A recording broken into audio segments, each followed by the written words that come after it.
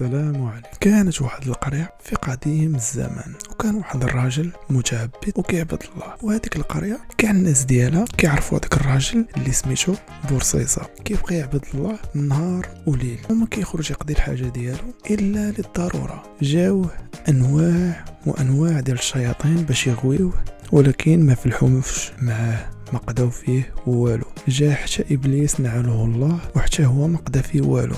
صيفط ليه المارد ديالو حتى هو ما قدا فيه والو. مني ما قداو فيه والو، اش تقول انت في خاطرك؟ اش هذا الراجل هذا واش هذا الايمان هذا؟ سيدي، هذا هو بورصيصة العالم. كانوا في هذيك القريه واحد 3 ديال الخوت، كانوا باغيين يمشيو يجاهدوا في سبيل الله، وكانت عندهم واحد الاخت. قالوا حنا الا مشينا جاهدنا في سبيل الله عاد ما نخليو الاخت ديالنا. بقاو كيفكروا وما يعرفوا كاينه هي امينه في هذيك القريه وهو بورصيصة. مشاو عند بورصيصة قالوا ليه راه غادي نخليو عندك الاخت ديالنا امانه حتى نجيو من الجهاد ديالنا. بورصيصة في الاول رفض، ما بغاش، ولكن الخوت بقاو كيلحوا عليه حتى بورصيصة وافق. حدا القبه ديال بورصيصة صايبوا لها واحد البيت، قالوا ليه انت كل نهار تولي دير لها الماكله وهي تاخذها. داك الخوت صايبوا هذاك البيت ومشاو للجهاد في سبيل الله. وبورصيصة بقى كل نهار في القبه ديالو وكيدي لها الماكله كل نهار على هذا الحال هذا. والشيطان جا عنده بدا كيوسوس ليه، قال ليه من دير لها الماكله كيجيك من باب ديال العباده، قال ليه من تمشي دير لها الماكله واللي يقول لها غير السلام. بورصيصة قال في البال ديالو باللي ما فيها والو الا قلت لها السلام. صافي ولا كيمشي كيحط لها الماكله كيدق عليها وكيقول لها السلام مرارا وتكرارا. وجا ليه مره اخرى الشيطان، خطوة ورا خطوة. الخطوة الأولى طعام، والخطوة الثانية سلام، والخطوة الثالثة هو بدا يقول ليه واللي سولها كيف دايره هي، كيف غادي الحال ديالها. ما بغاش يقبل بورصيصة، قال مستحيل، ولكن مع الوسوسة ديال الشيطان كل نهار قبل، ولكن من وراء حجاب هو الباب. صافي ولا كيمشي عندها كيدي لها الماكله كيقول لها السلام، كيبقى داوي معها بشويه كل نهار بحال هكا. جالي الشيطان مرة أخرى ويقول ليه يا بورصيصة دابا إلا جا شافك شي واحد في الطريق غادي يقول بورصيصة متعبد ولا كيدوي مع الدرية من ورا الباب، دخل لداخل وبقى داوي معاها باش حتى شي واحد ما يقول عليك شي كلمة خايبة. بورصيصة بقى كيفكر حتى ولا كيدخل عندها وبدا كيدوي معاها. وانتوما عارفين إلا كانوا جوج في بيت راه ضروري الثالث كيكون شيطان. بقى بحال هكاك بورصيصة حتى زنا مع الدرية. وبورصيصة العابد اللي عبد الله مدة 70 عام صافي رجع للصومعة ديالو وبدا كيبكي وكيستغفر في الله. صافي رجع للعادة القديمة، ولا كيجيب لها الماكلة كيطرق عليها الباب وكيرجع. واحد النهار هي تقول ليه بورصيصة انا راه حاملة، وهو سمعها ولكن ما جاوبها بحتى شي رد. رجع المكان ديال التعبد ديالو، كل نهار بقى على داك الحال، كيجيب لها الماكله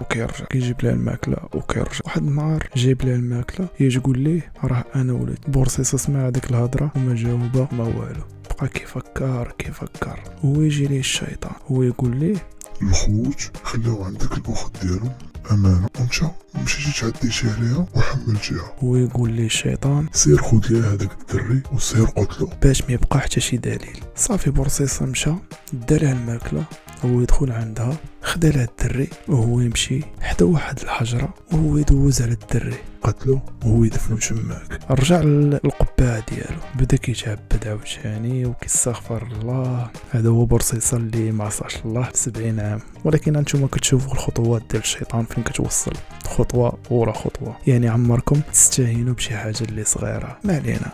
جا عنده الشيطان عاوتاني هو يقول ليه صافي انت غير خديتي ليها الدري يعني هي ما تقول والو.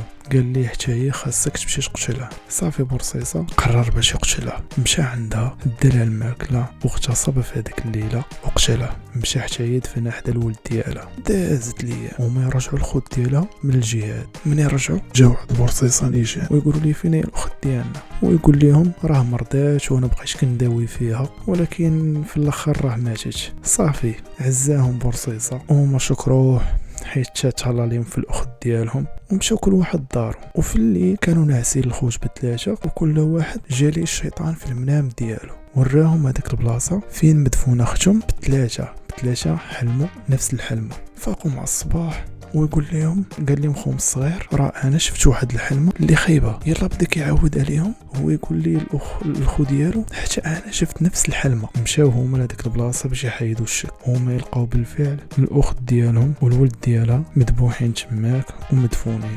وهما يمشيو نيشان لعند بورصيصة. مشاو شدوه وهدموا ليه الصومعة ديالو، مشاو ضربوه وصلبوه. وكاع الناس في هذيك القريه بدات كتشتم في بورصيصه وكتعاير فيه وكيقولوا واش هادو هو البورصيصه العابد التقي النقي، هادو اللي كان كيعبد الله صباح وعشيه وسنين وسنين وهو كيعبد الله، كيدير هادشي كامل، كيزني، كيقتل المره الاولى والمره الثانيه، والشيطان جاليه بصفه مارد بيض كان معروف في هذاك الزمان. جاليه قال ليه بورصيصه انا اللي دخلتك في هادشي كامل وانا اللي نقدر نخرجك. قال لي انت حيت واحد الراجل طيب وحسن. بورصيصه قال لي كيف تخرجني من هادشي هذا؟ هو يقول لي غادي تسجد ليا. بورصيصه في هذيك اللحظات الاخيره اللي كانوا غاديين يعدموه فيها باش يستغفر مولاه ويسجد الله، تصدق شاجد للشيطان. بورصيصه مشى كافر، وكاع هذيك 70 عام اللي ما دار فيها حتى شي ذنب مشات ليه هباء منشوره. الله يدينا في الضوء. وهذه هي القصه ديالنا. نتمنى الى عجبكم المحتوى ونزيدوا لقدام،